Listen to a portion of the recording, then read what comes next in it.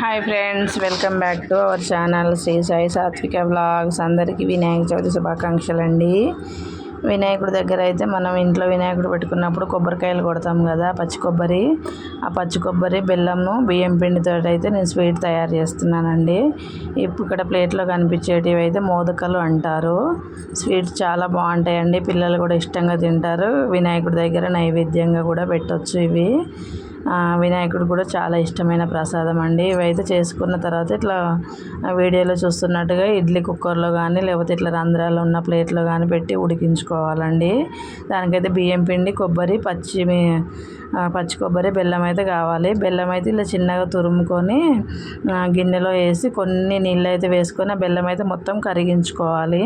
అది కరిగించుకొని పక్కకు పెట్టుకున్న తర్వాత ఇక్కడ బియ్యం పిండి అయితే కొంచెం వేడి నీళ్ళు పోసుకొని ఆ వేడి నీళ్ళలో కొంచెం సాల్ట్, నెయ్యి వేసేసి ఆ నీళ్ళు మరిగిన తర్వాత బియ్యం పిండి వేసి కలుపుకోవాలండి. ఆ వీడియో క్లిప్ అయితే మిస్ అయిపోయింది.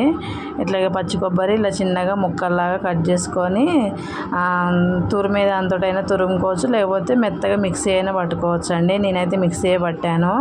ఆ పట్టిన పచ్చి కొబ్బరి అంతా బెల్లం ముందు కరిగింది ఉంది కదా, అందులో వేసుకొని ఒక 5-10 నిమిషాలు అయితే మంచిగా సిమ్లో పెట్టి అయితే దగ్గరికి ఉడికించుకోవాలి. బెల్లం పాకం దగ్గరికి వచ్చేంతవరకు అయిన తర్వాత ఇక మళ్ళీ చిన్నగా మనకు కావాల్సినంతగా ముద్దల్లాగా చేసుకొని ఇక్కడ మోదకాలది ఫ్రేమ్ అయితే నేను ఇట్లా ఆన్లైన్లో తీసుకున్నానండి. చాలా బాగుంటాయి, మంచి నీట్గా వస్తుంది.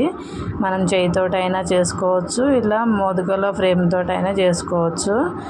ఇప్పుడు కొంచెం బియ్యం పిండి తీసుకొని అందులో పెట్టేసి చుట్టూ అయితే ఇట్లా వేలుతోటి అయితే నొక్కాలండి. లోపల నొక్కేసిన తర్వాత మనం ముందుగా చేసుకున్న కొబ్బరి మిశ్రమం ఉంటుంది కదా, ఆ ముద్ద అందులో పెట్టేసి అయితే లోపలికి ప్రెస్ చేయాలి.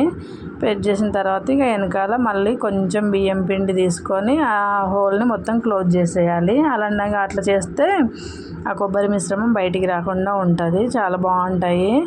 ఇడ్లీ కుక్కర్లో కానీ లేకపోతే రంధ్రంలో ఉన్న ప్లేట్లోనైనా పెట్టి ఉడికించుకోవాలండి. ఆవిరికే ఉడికించుకోవాలి. చాలా బాగుంటాయి స్వీట్స్ కూడా.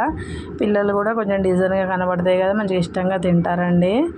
ఇవైతే ప్రతి సంవత్సరం వినాయకుడికి కూడా చేసుకొని పెట్టుకోవచ్చు. వినాయకుడికి కూడా చాలా ఇష్టమైన ప్రసాదమే అండి మోదకాలు.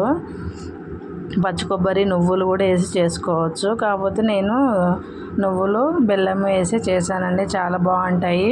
వీడియో కనుక నచ్చితే లైక్ చేయండి, షేర్ చేయండి, సబ్స్క్రైబ్ చేసుకోండి. Thank you for watching.